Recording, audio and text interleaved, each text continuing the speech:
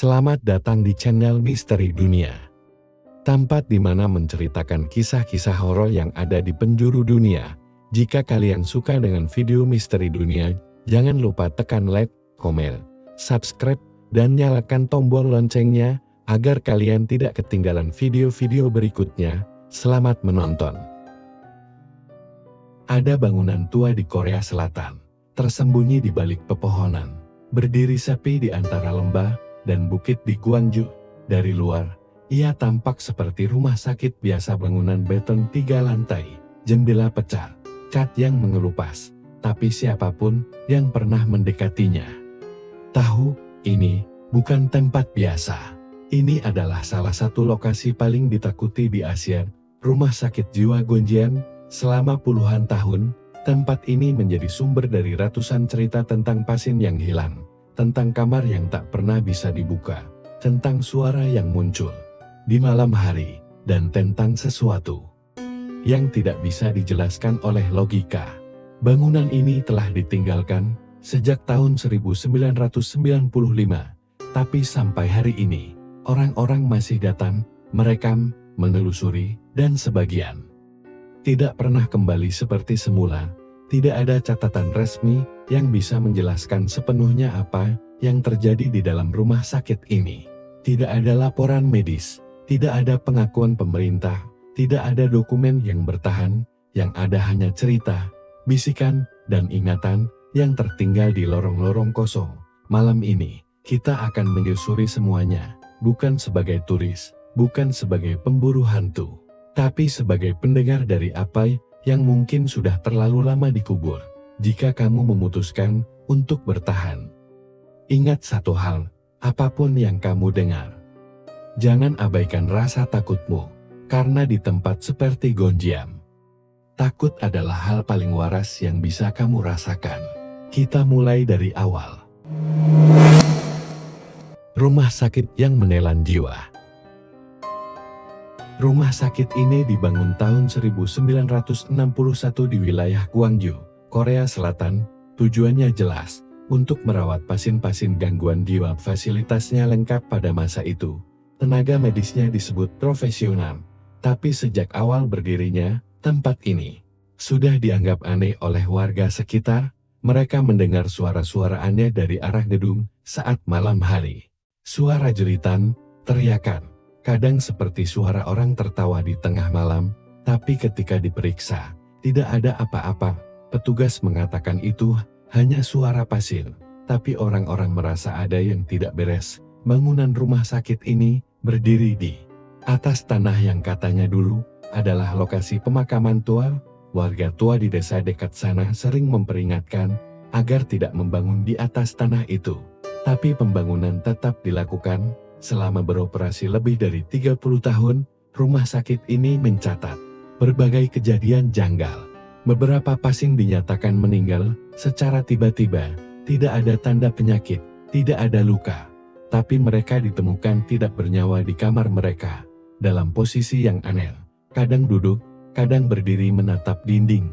Tidak ada penjelasan pihak rumah sakit. Sering memberi keterangan standar, serangan jantung, gangguan pernapasan, stres berat. Tapi keluarga pasien tidak pernah puas. Beberapa mencoba menuntut, beberapa diam karena takut, karena yang mereka lawan adalah institusi besar. Lalu, pada tahun 1995, rumah sakit ini tiba-tiba ditutup. Tidak ada pengumuman resmi, tidak ada kabar. Sebelumnya, dalam waktu 1 malam, rumah sakit itu seolah berhenti berfungsi. Pasien menghilang, dokter dan perawat tidak ditemukan lagi, ruang-ruang kosong ditinggalkan dalam keadaan terburu-buru, tempat tidur masih berantakan, dokumen tercecer, tidak ada pengangkutan alat medis. Semuanya ditinggalkan begitu saja. Warga yang tinggal di dekat lokasi mengatakan mereka melihat truk datang malam-malam sebelum penutupan, tapi truk itu tidak membawa barang keluar. Mereka justru masuk dan tidak pernah terlihat lagi. Setelah itu, gerbang dikunci dan rumah sakit tidak pernah dibuka kembali. Sejak saat itu, Gonjiam menjadi bangunan kosong. Tapi bukan bangunan biasa. Orang-orang yang mencoba masuk melaporkan perasaan tidak nyaman, kepala terasa berat, Suhu turun drastis, beberapa mengatakan mereka merasa diawasi.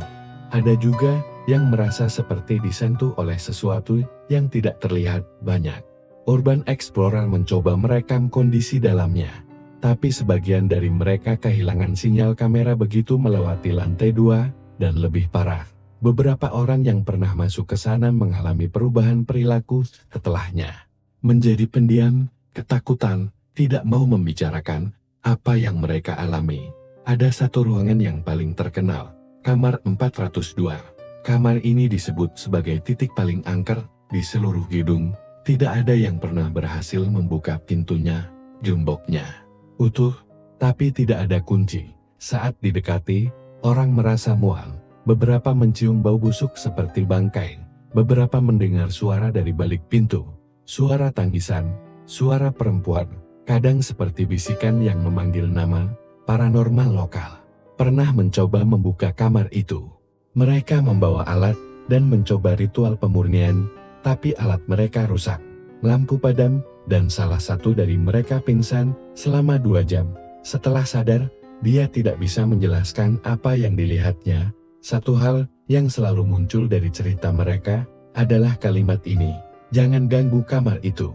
Gonjiam tidak sekadar tempat kosong, ia seperti menyimpan sesuatu, bukan benda, tapi energi. Energi yang berat, gelap, dan tidak ingin diganggu. Seperti ada sesuatu yang tertinggal di sana, sesuatu yang tidak pernah keluar sejak rumah sakit itu ditinggalkan. Bagi warga sekitar, Gonjiam adalah tempat terlarang. Anak-anak dilarang mendekat, orang tua menghindari jalan yang melewatinya. Bahkan taksi lokal menolak mengantar penumpang ke lokasi itu, bahkan jika dibayar lebih. Rumah sakit ini sempat masuk dalam daftar 7 tempat paling angker di dunia versi media internasional.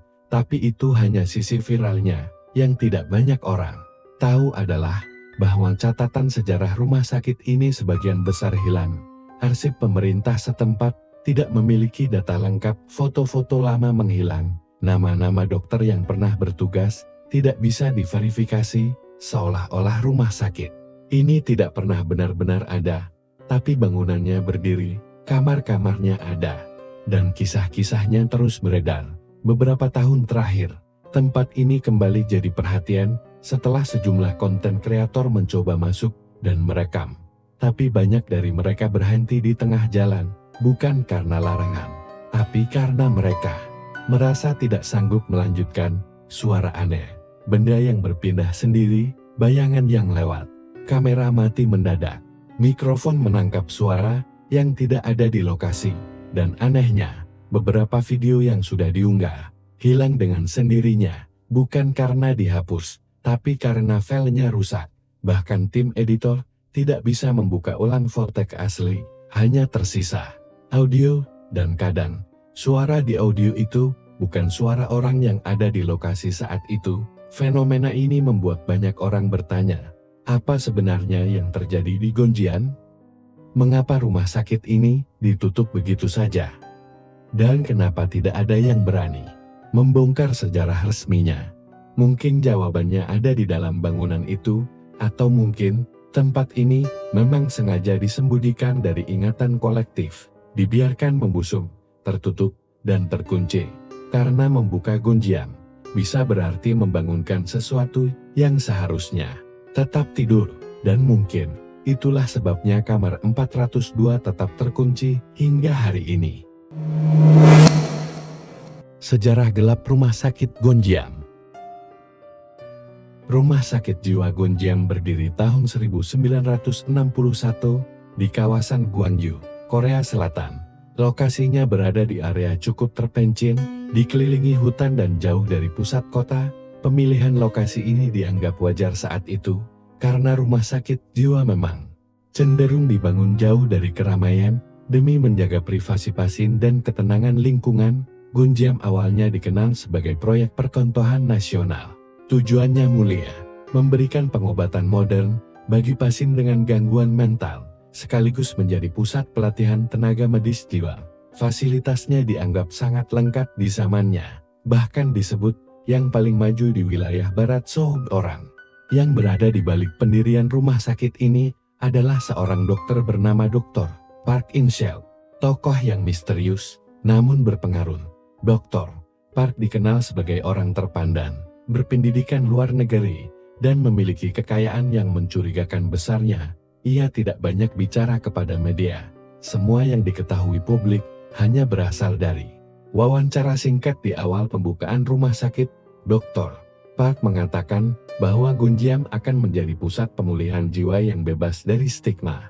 Ia ingin rumah sakit ini menjadi tempat terakhir para pasien yang selama ini ditolak oleh keluarga, tidak bisa disembuhkan di tempat lain, atau mengalami gangguan yang tergolong berat dan kompleks. Pada 5 tahun pertama, Gonjiam menjalankan operasionalnya dengan normal. Banyak keluarga pasien mengaku melihat perkembangan yang baik pada kerabat mereka. Beberapa bahkan menyumbang dana untuk pengembangan fasilitas baru. Namun, laporan positif ini tidak bertahan lama.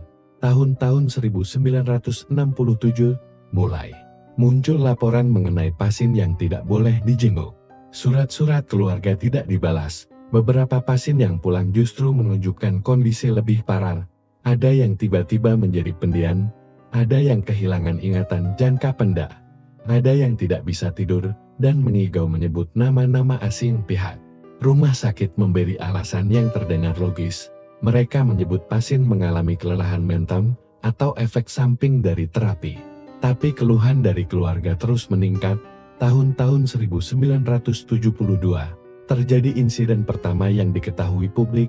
Seorang pria dewasa yang baru seminggu keluar dari Gonjiam tiba-tiba berjalan di jalan raya dengan pakaian rumah sakit. Ia tidak menjawab pertanyaan, tidak membawa identitas. Ketika dibawa ke rumah sakit lain untuk pemeriksaan, ia hanya mengatakan satu kalimat berulang kali, "Jangan buka pintunya." Namun pintu yang dimaksud tidak pernah dijelaskan. Tahun-tahun 1975, 2 staf medis keluar dari Gonjiam dan menolak untuk kembali. Mereka menyatakan kepada keluarga bahwa tempat itu menyimpan sesuatu yang tidak bisa dijelaskan. Salah satunya dikabarkan pindah ke luar negeri, satu lagi menetap di kota kecil dan tidak pernah berbicara kepada media. Berita tentang kondisi dalam rumah sakit perlahan mulai beredar, tapi semuanya sama. Tidak ada dokumentasi, tidak ada investigasi resmi. Semua hanya berupa cerita lisan seperti rumor yang dibisikkan dengan takut-takut oleh orang-orang yang tahu, tapi tidak berani menjelaskan. Tahun-tahun 1981, Gonjiam menerima gelombang pasien baru dari program pemindahan nasional. Program ini ditujukan untuk mengurangi kepadatan rumah sakit jiwa di ibu kota. Pasien-pasien ini dikirim ke Gonjiam dalam jumlah besar, tapi anehnya, banyak dari mereka yang tidak pernah kembali. Data resmi menyebut pasien tersebut dipindahkan atau meninggal karena komplikasi, tapi tidak ada akta kematian, tidak ada laporan pemakaman. Bahkan beberapa keluarga tidak pernah menerima jenazah. Beberapa orang tua pasien melakukan perjalanan sendiri ke Gonjiam untuk mencari informasi, tapi mereka ditolak oleh petugas keamanan. Alasannya sama, rumah sakit sedang dalam pembatasan kunjungan. Untuk mencegah gangguan terapi, salah satu dari keluarga tersebut menyewa pengacara dan mencoba menuntut rumah sakit. Namun kasusnya tidak pernah masuk pengadilan. Kantor pengacara tempat orang tersebut berkonsultasi menghilang kontak. Orang tuanya kemudian menarik laporan dan menutup diri dari media. Tahun-tahun 1989, seorang mantan staf kebersihan yang hanya ingin disebut sebagai Tuan Le memberikan pernyataan anonim kepada surat kabar lokal. Ia mengatakan bahwa rumah sakit memiliki ruangan di lantai bawah yang tidak boleh dimasuki siapapun kecuali dokter tertentu. Ia juga menyebut adanya suara mesin yang menyala sepanjang malam. Padahal tidak ada kegiatan medis malam hari. Suara tersebut datang dari bawah tanah. Kadang diikuti bau aneh yang menyebar sampai ke ruang perawat. Ia mengatakan bahwa suatu malam, ia mendengar suara ketukan dari balik dinding yang terhubung ke ruang isolasi. Ketukan itu ritmis, seperti kode. Tapi saat ruangan dibuka, tidak ada pasien di dalam. Semua kasur kosong, semua jendela terkunci dari dalam. Keterangan ini tidak pernah diverifikasi. Tapi tidak sedikit mantan pekerja lain yang membaca berita itu dan memberi komentar serupa secara diam-diam. Lalu, tahun 1995, Gonjiam ditutup. Penutupan ini tidak diumumkan secara resmi. Tidak ada konferensi pers, tidak ada pernyataan dari pemerintah. Dalam satu malam, rumah sakit berhenti beroperasi ketika warga sekitar mendekat keesokan paginya. Gerbang sudah terkunci, kendaraan sudah tidak ada, gedung terlihat kosong, tapi semua peralatan masih di tempat. Tidak ada tanda evakuasi besar-besaran. Tidak ada mobil ambulans. Tidak ada pengangkutan logistik. Semua terlihat ditinggalkan begitu saja. Seolah semua orang pergi terburu-buru. Seolah ada sesuatu yang membuat mereka tidak sempat berkemas. Beberapa hari kemudian, muncul kabar bahwa Dr. Park menghilang. Ia tidak bisa dihubungi, rumah pribadinya kosong, aset-asetnya dibekukan, karena tidak ada ahli waris resmi yang muncul. Semua rekeningnya kosong, tidak ada tanda-tanda pelarian. Tapi juga tidak ada bukti ia meninggal. Nama Dr. Park lenyap dari semua direktori medis nasional. Dalam waktu kurang dari sebulan, sejumlah jurnalis mencoba melacaknya. Tapi informasi mengenai dirinya seperti dihapus. Bahkan universitas yang disebut tempat ia belajar di luar negeri tidak memiliki catatan atas nama tersebut. Rumah sakit itu tidak pernah dibongkar. Pemerintah tidak pernah menjual lahannya, tidak ada renovasi, tidak ada pembongkaran. Hanya dibiarkan membusuk. Di tempat warga sekitar menyebut bahwa sejak penutupan Gonjiam, hewan-hewan sekitar menghindari area tersebut. Burung tidak pernah terlihat bertengger di atap gedung. Anjing menggonggong saat melewati pagar. Dan ada laporan dari warga bahwa mereka mendengar suara musik klasik yang samar dari dalam gedung, terutama pada malam hari. Meskipun tidak ada listrik tersambung, seorang pria paruh baya yang dulunya bekerja sebagai teknisi di Gonjiam, pernah mengatakan bahwa rumah sakit memiliki sistem sirkulasi udara yang aneh. Ia mengatakan ada jalur ventilasi yang tidak masuk dalam cetak biru bangunan. Ventilasi itu terhubung ke ruangan yang tidak pernah ia lihat sebelumnya. Saat ia mencoba masuk untuk perawatan rutin, ia dikunci dari luar. Ia menunggu 2 jam sebelum akhirnya dilepaskan. Dan setelah itu, ia tidak pernah kembali bekerja. Misteri Gonjiam terus berkembang, tapi tidak ada jawaban pasti. Sebagian percaya bahwa tempat ini hanya korban salah urus dan mitos yang dilebih-lebihkan. Tapi banyak yang yakin, rumah sakit ini sengaja ditutup untuk menutupi sesuatu yang lebih dalam, sesuatu yang tidak boleh diketahui publik, dan nama Dr. Park mungkin adalah kunci dari semuanya. Sayangnya, hingga saat ini, tidak ada yang tahu pasti siapa dia dan kemana dia pergi. Penutupan mendadak. Gonjiam Psychiatric Hospital resmi berhenti beroperasi pada awal tahun 1995, tapi tidak ada dokumen resmi yang mencatat penutupan itu. Tidak ada surat edaran, tidak ada rapat dewan medis, tidak ada pengumuman media. Tiba-tiba saja, tempat itu kosong. Itulah awal dari pertanyaan besar, kenapa rumah sakit ini ditutup? Selama bertahun-tahun, ada puluhan teori yang berkembang, beberapa logis, sebagian terdengar mustahil. Tapi semuanya bermuara pada satu hal, tidak ada yang benar-benar tahu apa yang terjadi di hari-hari terakhir Gonjiam. Kita mulai dari dugaan yang paling umum. 1. Penutupan karena wabah. Salah satu rumor paling awal menyebut rumah sakit ditutup karena wabah penyakit menular yang tidak diketahui. Versi ini muncul karena pada minggu terakhir sebelum rumah sakit ditinggalkan, beberapa warga melaporkan melihat mobil ambulans keluar masuk lebih sering dari biasanya, tapi tidak membawa pasien ke rumah sakit lain. Mobil-mobil itu justru meninggalkan area Gonjiam menuju arah yang tidak diketahui. Tidak ada rumah sakit di sekitar yang mencatat pemindahan pasien dari Gonjiam. Dan tidak ada berita tentang epidemi di wilayah tersebut. Bahkan catatan Kementerian Kesehatan tahun itu tidak menyebut adanya kejadian luar biasa. Jika ini memang wabah, kenapa hanya terjadi di satu bangunan? Dan kenapa tidak pernah diumumkan? Kenapa tidak ada proses disinfeksi? Kenapa semua alat medis, berkas, dan obat-obatan masih tertinggal di dalam? Logika wabah tidak menjawab semuanya, ia justru menambah pertanyaan. 2. Malpraktik massal dan penyelidikan tertutup. Teori kedua menyebut bahwa Gunjiam adalah tempat praktik pengobatan mental yang tidak etis. Beberapa bekas pasien menyebut bahwa mereka diberi obat dalam dosis sangat tinggi tanpa pengawasan. Ada yang dikurung di ruangan gelap berhari-hari.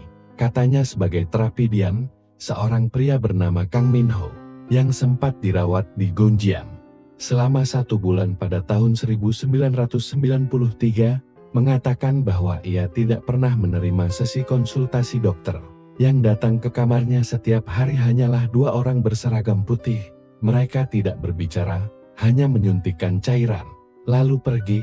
Setelah keluar, Kang Minho mengalami gangguan tidur dan mimpi berulang tentang lorong panjang yang tidak berujung.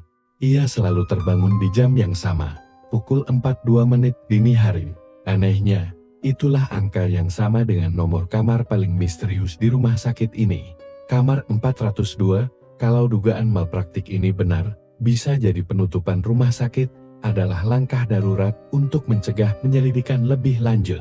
Namun, hingga saat ini, tidak ada laporan resmi dari otoritas medis, tidak ada catatan sidang etika, tidak ada hukuman terhadap staf rumah sakit. Semuanya lenyap. 3. Korupsi dan eksperimen tersembunyi. Beberapa teori lebih ekstrem menyebut bahwa Gunjiam digunakan sebagai lokasi eksperimen medis rahasia, termasuk pengujian obat psikotropika dan terapi kejut.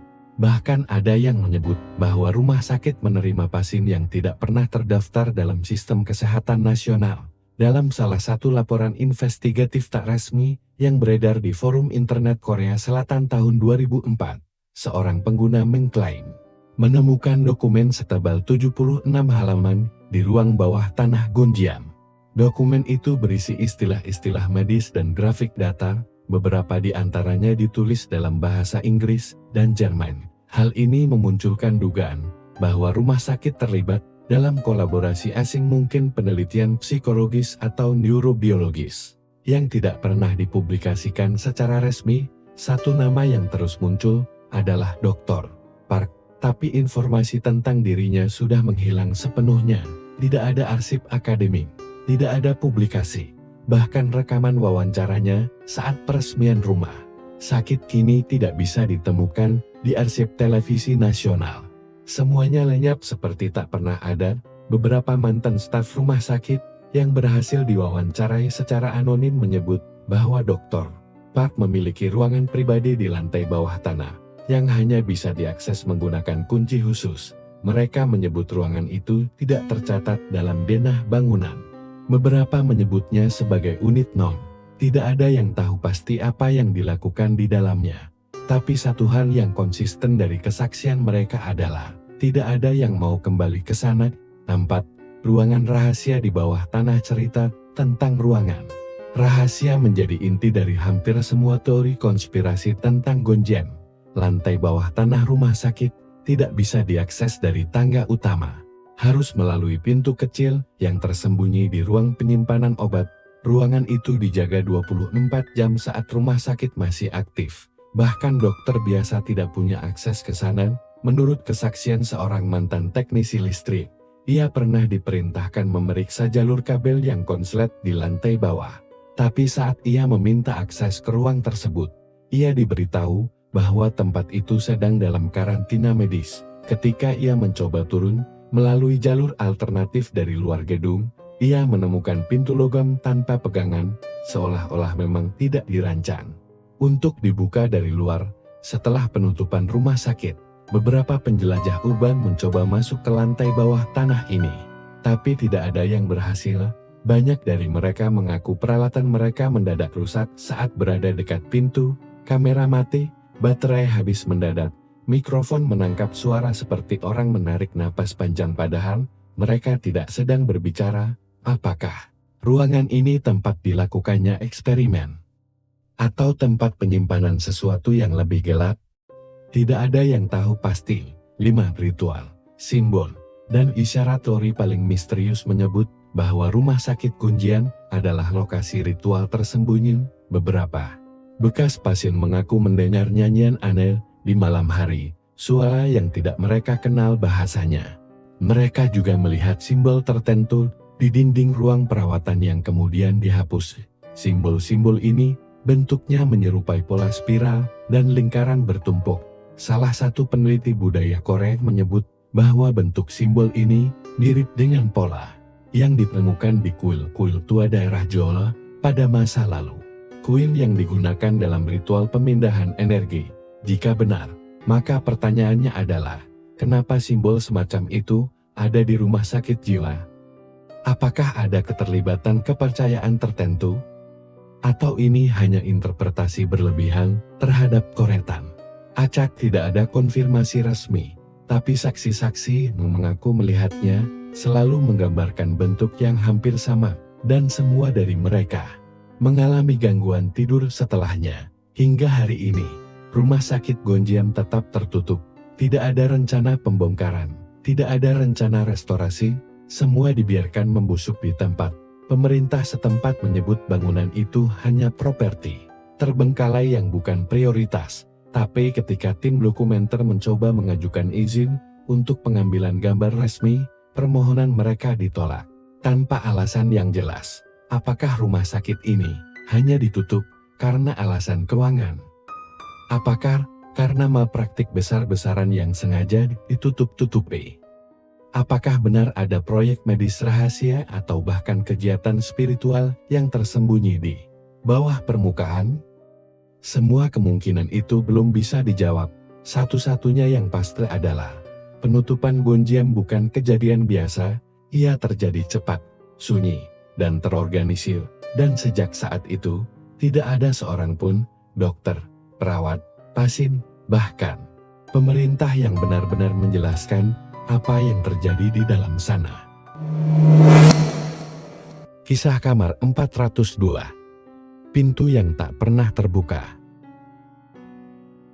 Kamar 402 bukan kamar biasa. Bagi siapapun yang pernah mendengar nama Gonjiam, mereka pasti akan menyebut angka 402, sebuah nomor ruangan yang bagi sebagian orang hanya deretan angka biasa. Tapi bagi mereka yang pernah berada dekat bangunan itu, angka ini adalah simbol teror. Kamar 402 terletak di lantai paling atas dari bangunan utama rumah sakit. Letaknya di ujung koridor, ruangan ini adalah satu-satunya kamar yang secara fisik tetap tertutup sejak rumah sakit ditinggalkan. Semua pintu lain bisa dibuka, bisa diakses, bahkan dijelajahin. Tapi tidak dengan 402. Tak ada yang bisa membukanya, kuncinya hilang dan selnya utuh. Tapi bahkan ketika dicongkel, didorong, ditarik dengan alat berat, pintu itu tetap tidak bergerak. Yang aneh, tidak ada tanda-tanda bahwa pintu itu pernah disegel, tidak ada rantai, tidak ada lasan.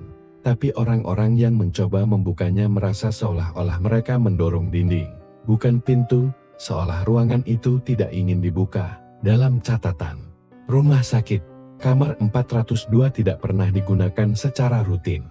Bahkan staf medis saat itu tidak mencantumkan kamar ini dalam distribusi pasien. Ketika beberapa mantan perawat ditanya soal kamar ini, mereka mengelak. Beberapa mengatakan mereka tidak tahu, beberapa dengan jujur mengaku takut hanya karena pernah berdiri di depannya. Salah satu perawat lama yang kami hubungi, yang meminta identitasnya tidak disebut, mengatakan bahwa kamar itu dilarang disentuh.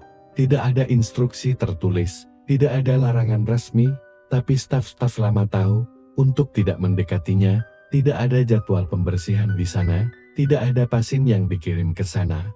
Bahkan, jalur listrik ke kamar itu diputus sejak awal. Tapi meskipun gelap, dingin, dan terkunci, kamar itu masih berbicara. Orang-orang yang berdiri di depan pintunya mengaku mendengar suara dari dalam, suara pelan, kadang tangisan, kadang seperti seseorang sedang mengetuk-ngetuk pelan dari balik kayu. Ketukan itu berirama 3 kali diam, lalu 2 kali, seperti sebuah pola.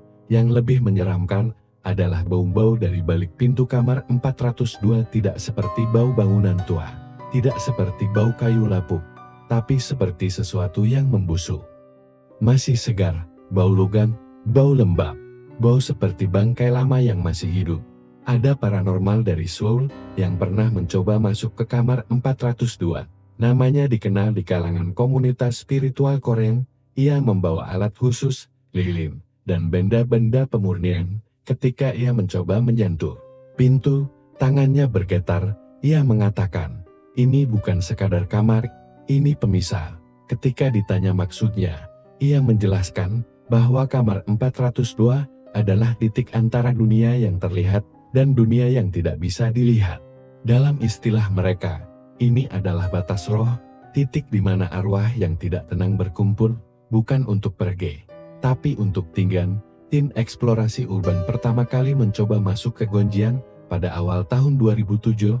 Mereka adalah sekelompok mahasiswa yang ingin merekam konten untuk proyek film pendek bertema horor. Semua ruangan berhasil mereka akses, kecuali satu biang kamar 402. Dalam rekaman mereka, terlihat jelas bagaimana mereka mencoba membuka pintu itu. Mereka memakai obor, linggis, bahkan mencoba menariknya dengan tali, tapi pintu tidak bergerak. Di saat salah satu dari mereka mencoba membaca tulisan samar di bingkai atas pintu, kamera mereka mati, mendadak, tanpa sebab, padahal baterai baru saja diisi. Mereka mengira itu hanya kebetulan, tapi ketika file video diperiksa ulang, bagian saat mereka berdiri di depan kamar 402, hanya muncul layar hitam, tidak ada gambar, tidak ada suara, yang tertinggal hanya satu potongan suara samar, nafas berat. Diikuti kalimat lirih, jangan masuk ke sini.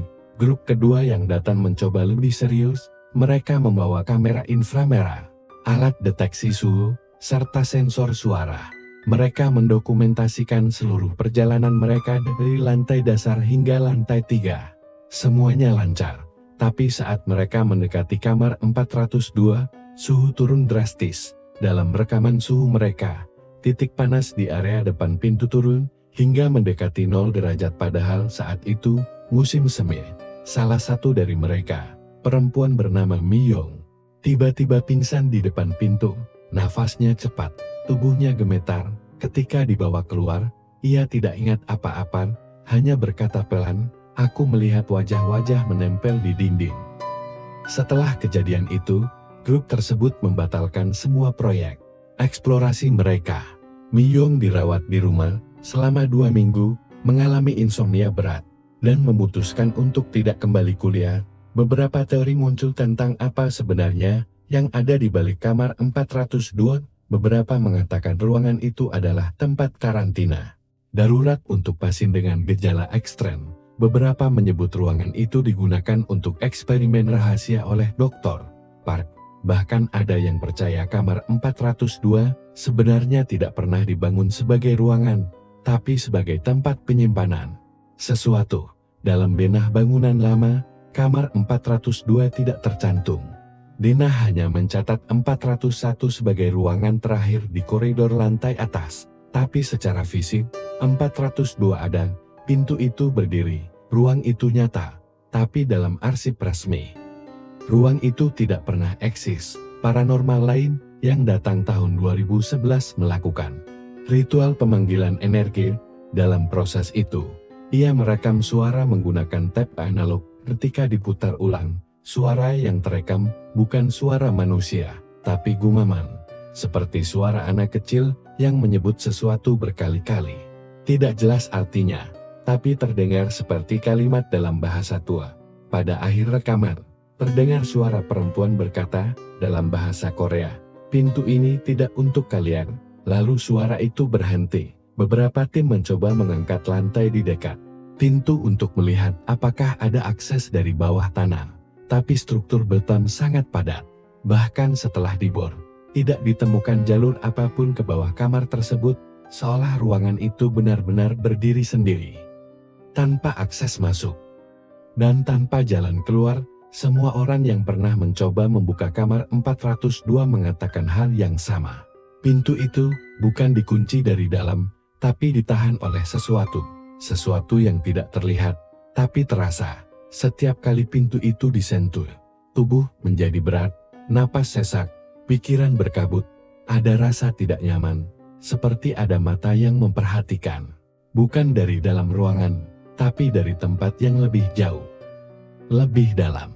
Seperti dari balik dunia yang tidak terlihat mata manusia. Sampai hari ini, kamar 402 tetap terkunci. Tidak ada satupun yang berhasil membukanya, bahkan setelah berbagai alat canggih digunakan, bahkan setelah para profesional mencoba mendekatinya dan mereka semua sepakat dalam satu hal, kamar 402 bukan hanya ruangan, ia adalah batas antara dunia kita dan sesuatu yang menunggu di balik dinding itu. Penelusuran Urban Explorer dan YouTuber. Gonjiam tidak pernah benar-benar sepi. Setelah ditinggalkan tahun 1995, bangunan itu menjadi legenda. Tapi bukan legenda yang terkunci dalam buku sejarah. Ia hidup, ia terus bergema. Terutama di kalangan para pencari sensasi, pemburu misteri, dan konten kreator dunia maya, mulai awal tahun 2000-an, seiring meningkatnya ketertarikan pada eksplorasi tempat terbengkalai, urban exploration, nama Gonjiam kembali mencuat, terutama karena satu hal, apa yang direkam di dalam sana. Tidak pernah bisa dijelaskan. Kisah pertama, Yoon Sang-hwa dan tim mahasiswa seni film tahun 2004, sekelompok mahasiswa dari Seoul bernama Yoon Sang-hwa, Lee Se-jun, dan Kim Nari memutuskan membuat film dokumenter tentang rumah sakit tua. Mereka membawa kamera MNEDV, lampu baterai, dan peralatan sederhana. Hari pertama eksplorasi berjalan normal, tapi ketika mereka meninjau rekaman, setelah pulang, ditemukan satu bagian aneh dalam salah satu adegan. Saat kamera melintas di lorong lantai 2, terlihat seorang wanita berdiri di ujung lorong. Ia mengenakan gaun putih, rambut panjang, dan wajah yang tidak terekam jelas. Bukan blur, tapi kosong. Wajah itu tidak ada. Mereka mengaku tidak melihat siapapun saat merekam. Bahkan dalam momen itu, mereka justru sedang bercanda dan berbicara tanpa ada reaksi ketakutan. Tapi dalam rekaman, suara mereka perlahan menurun volumenya. Seperti sedang terhisap. Di akhir klip, terdengar gumaman pelan. Suaranya bukan berasal dari salah satu dari mereka, tapi seperti direkam sangat dekat dengan mikrofon. Kata-kata itu samar, tapi bisa terdengar jelas satu bagian. Jangan masuk ke ruangan ini. Setelah kejadian itu, mereka menghentikan proyek dokumenternya. Yoon Sang-hwa mengaku mengalami mimpi berulang. Ia melihat dirinya berdiri di dalam lorong Gonjiam, tapi dalam mimpi, lorong itu terasa lebih panjang dari kenyataan. Di ujung lorong, ada pintu, dan ia tahu itu kamar 402. Ia bangun di waktu yang sama setiap malam. Tepat pukul 4:02 dini hari. Kisah kedua, kanal YouTube Darkpath Korea tahun 2012. Kanal Darkpath Korea mengunggah video eksplorasi Gonjiam yang segera viral. Video itu mendokumentasikan penelusuran malam hari oleh dua orang, Seung-ho dan Min Ji. Mereka menggunakan kamera night vision dan mikrofon khusus untuk menangkap suara frekuensi rendah. Selama 1 jam pertama, tidak terjadi apa-apa.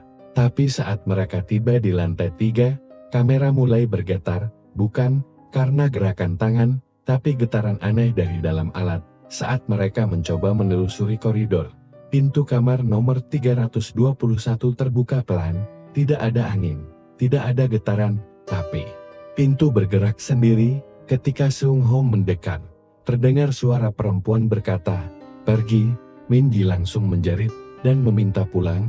Dalam video, saat kamera menyorot wajahnya, pupil matanya terlihat membesar, lalu mengecil mendadak, seperti ada yang menyinari langsung wajahnya padahal tidak ada sumber cahaya. Setelah video itu viral, Min Ji menghilang dari kanan, tidak pernah muncul lagi. Beberapa komentar menyebut dia mengalami gangguan mental dan dibawa ke rumah sakit jiwa, tapi tidak ada klarifikasi resmi dari kanal. Yang aneh, beberapa bulan kemudian, video tersebut dihapus dari YouTube tanpa peringatan. Bahkan beberapa reupload oleh pengguna lain juga ikut hilang, diblokir otomatis oleh sistem. Kisah ketiga, CCTV Gonjiam rekaman terlarang tahun 2015. seorang teknisi keamanan swasta mengklaim mendapatkan akses rekaman CCTV lama dari rumah sakit Gonjiam. Ia mengunggah potongan video ke forum gelap komunitas Korea, dan video itu kemudian menyebar diam-diam ke komunitas paranormal. Dalam rekaman, tampak koridor utama lantai 2, dalam kondisi gelap total, hanya diterangi kamera inframerah, tidak ada gerakan selama 30 detik. Lalu tiba-tiba, pintu kamar 403 terbuka sendiri. Dari pintu itu, bayangan seperti tubuh manusia melintas cepat, tanpa bentuk jelas, tapi arah gerakannya tidak masuk akal, bukan berjalan, bukan melayang, tapi seolah mengalir di atas lantai. Video itu hanya berdurasi 1 menit 12 detik, tapi bagi mereka yang menyaksikannya, efeknya bertahan lama. Seorang pengguna forum yang mengunduh video itu mengaku mendengar suara ketukan di rumahnya pukul 4 pagi, selama 7 malam berturut-turut. Ketukan itu berasal dari dalam lemari pakaiannya saat ia membuka lemari. Tidak ada siapa-siapa, tapi ada bau lembab, dan bekas telapak tangan kecil di dinding lemari. Kisah keempat, grup Ghostey Korea investigasi terakhir tahun 2018. Grup konten kreator horor bernama Ghostey Korea mengumumkan bahwa mereka akan merekam seri terakhir mereka di Gonjiam. Mereka menyebutnya episode penutup. Tim terdiri dari 3 orang, Dae-jui, Harim, dan Jung-ho. Mereka membawa alat lengkap, kamera full spektrum, alat EMF, dan voice recorder. Malam pertama tidak banyak terjadi, tapi malam kedua, saat mereka mencoba duduk diam di depan kamar 402 selama 30 menit, sesuatu terjadi. Alat EMF mereka tiba-tiba melonjak drastis, padahal tidak ada aliran listrik aktif. Mikrofon menangkap suara berat dari balik pintu, bukan suara biasa, tapi seperti 2 orang bertengkar dengan nada berbisik. Lalu, suara itu berhenti, dan terdengar satu kalimat sangat jelas, "Kamu tidak boleh keluar dari sini." Setelah rekaman selesai, Jung-ho dibawa ke rumah sakit. Ia kehilangan kesadaran, tidak bisa bicara selama 3 hari. Ketika sadar, ia menulis satu kalimat di kertas, "Aku melihat diriku, tapi bukan aku." Setelah kejadian itu, Ghostey Korea tidak pernah mengunggah video baru. Semua akun media sosial mereka tidak aktif, website mereka ditutup, tidak ada penjelasan. Sampai hari ini, tidak ada yang tahu bagaimana kondisi mereka sebenarnya. Penutup segmen apa yang sebenarnya terekam di Gonjiam? Apakah itu hanya efek sugesti? Apakah semua cerita ini hanya sensasi atau memang ada sesuatu di dalam sana yang tidak ingin diganggu?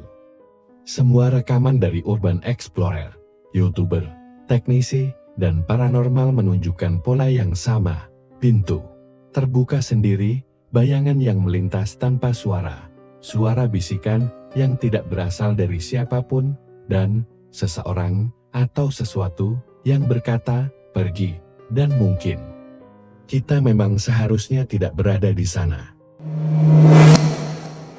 Ritual roh dan jiwa yang hilang. Gonjiam Psychiatric Hospital bukan sekadar bangunan terbengkalai. Banyak yang mengira ini hanya sisa dari institusi medis yang gagal, bangunan tua yang ditinggalkan karena malpraktik, korupsi, atau skandal. Tapi semakin dalam orang menggali, semakin banyak yang percaya. Ini bukan tempat untuk menyembuhkan jiwa tapi tempat menahannya. Teori paling menyeramkan tentang rumah sakit ini bukan tentang penyakit mental, bukan tentang pasien yang hilang, atau dokter yang menghilang tanpa jejak, melainkan tentang satu praktik kuno yang diyakini masih dipraktikkan di tempat ini hingga hari-hari terakhirnya. Pemindahan jiwa. 1. Ritual pemindahan jiwa. Teori gelap beberapa dukun lokal dari wilayah sekitar Gwangju menyebut bahwa tanah di mana rumah sakit ini dibangun bukan tanah biasa. Dahulu kala, sebelum Gonjiam berdiri tahun 1961, tempat itu dipercaya sebagai lokasi pemakaman tak resmi. Bukan pemakaman umum, tapi pemakaman untuk orang-orang tidak lengkap, bayi lahir mati, korban ritual, atau tubuh tanpa nama. Tanah itu dianggap tidak suci, terkutuk, Ketika bangunan Gonjiam didirikan, tidak ada upacara pembersihan spiritual. Tidak ada penghormatan terhadap jiwa-jiwa lama yang mungkin masih tertinggal. Sejak awal, bangunan itu berdiri di atas kesalahan. Dalam beberapa kepercayaan lokal, dikenal praktik yang disebut Yongon Eidong, pemindahan roh. Tujuannya untuk menahan roh seseorang di tubuh lain, bukan untuk menyembuhkan, tapi untuk menyembunyikan, menutup luka spiritual, atau untuk mengikat roh agar tidak bisa pergi. Dan beberapa teori menyebut Gonjiam adalah tempat di mana praktik ini dilakukan secara diam-diam di ruangan yang tidak tercatat, di waktu yang tidak pernah masuk dalam log buku medis. 2. Dukun dan paranormal. Pintu masuk roh tersesat. 2. Paranormal Korea Selatan yang pernah menyelidiki Gonjiam secara spiritual menyebut tempat ini sebagai Guinmun, gerbang roh yang tersesat. Mereka tidak datang dengan alat canggih, hanya membawa dupa, lilin, dan doa. Tapi saat mereka mendekati rumah sakit, mereka berkata satu hal yang sama, ini bukan tempat roh keluar, ini tempat roh masuk dan tertahan. Mereka menyebut, ketika seseorang meninggal dalam keadaan tidak tenang, dalam tekanan, kemarahan, atau ketakutan luar biasa, maka roh orang itu bisa tersangkut. Dan jika terlalu banyak roh seperti ini berkumpul di satu titik, maka tempat itu akan berubah menjadi jembatan, menjadi ruang transit antara dunia kita dan sesuatu yang lebih dalam. Salah satu paranormal yang pernah bermeditasi di depan kamar 402 mengatakan, aku tidak merasakan satu energi, tapi ratusan, bukan roh tenan, tapi roh yang terus menjerit. Tanpa suara. 3. Kesaksian mantan pasien. Aku bukan lagi aku. Salah satu kesaksian paling menyeramkan datang dari seorang pria bernama Shin Tai-wo. Ia dirawat di Gonjiam tahun 1992 karena gangguan kecemasan berat. Hanya 2 minggu setelah masuk, kondisinya justru memburuk. Ia tidak bisa tidur. Ia mulai mendengar suara-suara. Ia tidak pernah diperbolehkan bertemu keluarga, bahkan dokternya tidak memberi laporan detail. Ia ditempatkan di lantai 2, dan menurut kesaksiannya, setiap malam ia mendengar langkah kaki dari langit-langit, padahal tidak ada lantai di atas. Yang paling aneh adalah apa yang ia rasakan setelah keluar. Tai-wo mengatakan bahwa dirinya merasa asing terhadap tubuhnya sendiri. Ia mengenal namanya, ia tahu wajahnya, tapi ketika bercermin, ia merasa ada sesuatu yang lain di balik matanya. Selama bertahun-tahun ia tidak pernah bisa tidur tanpa lampu. Ia selalu mendengar bisikan sebelum tertidur yang memanggilnya dengan nama yang bukan namanya, Junsik.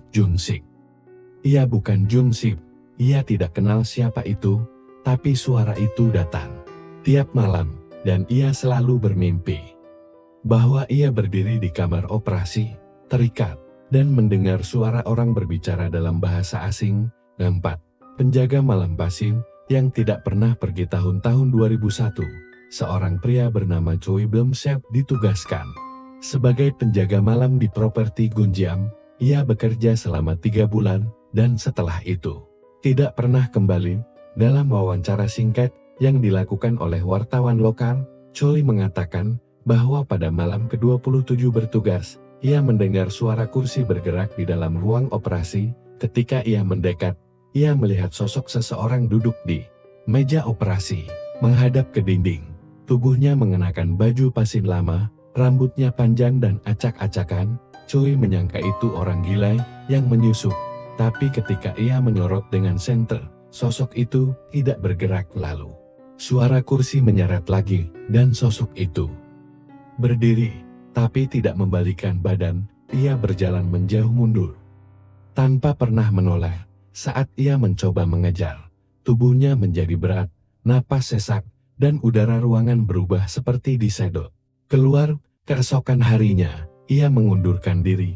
5. Terhubung dengan dunia bawah. Teori akhir yang terakhir adalah teori paling menakutkan dari semua.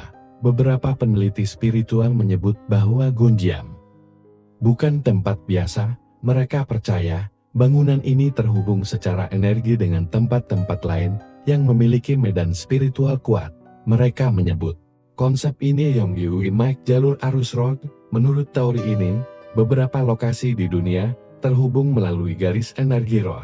Titik-titik itu seringkali berada di lokasi pemakaman massal, tempat penyiksaan, atau area ritual kuno, dan Gonjiam dianggap sebagai salah satu titik pusat, bukan hanya penampungan pasien, tapi pusat dari pergerakan roh tersesat.